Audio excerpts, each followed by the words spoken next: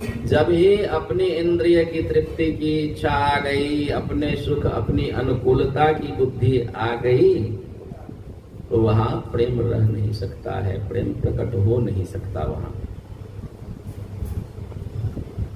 और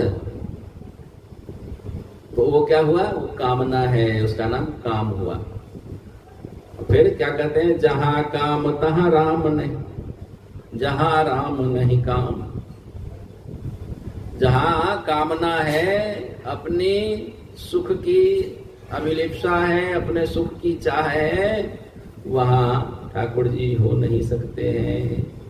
और जहां ठाकुर जी विराजमान होंगे, उनकी प्रधानता होगी, उनकी अनुकूलता की भावना होगी, तो वहां कामना आ नहीं सकती। कैसे?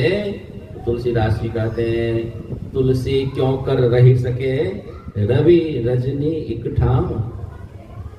रात्रि और सूर्य क्या एक साथ दोनों मिल सकते? कभी सूर्य है तो रात नहीं होगी, और यदि रात है तो सूर्य का दर्शन नहीं हो सकता है। दोनों एक साथ नहीं रह सकता, नहीं हो सकते। वैसे ही यदि श्री प्रिया प्रियतम की सुख की इच्छा है तो वहां श्री प्रिया प्रियतम ही होंगे, वहां कामना नहीं सकती है। और जहां कामना है वहां वो टिक नहीं सकते, रह नहीं सकते। कैसे? हमारे गौड़िया आचार्य कहते हैं, कृष्ण सूर्य शाम माया है अंधकार। श्री कृष्ण सूर्य की तरह है, और माया, माया मतलब क्या? स्वयं सुख की इच्छा, स्वयं सुख की का प्रयास, यही है माया।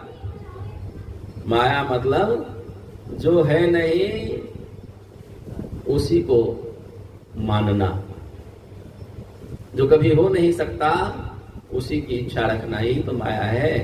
हम कभी संसार से सुखी हो नहीं सकते और सतत संसार से सुखी होना चाहते हैं। इसीलिए संसार का समस्त प्रयास, समस्त उपलब्धि, सब क्रिया ही मायामय है। क्या करें? जहां कृष्ण तहां नहीं मायार अधिकार। जहां कामना है, सो सुख की इच्छा है, सो सुख गंध मात्र भी है, तो वहां श्री कृष्ण हो नहीं सकते हैं। और वो होंगे तो वहां फिर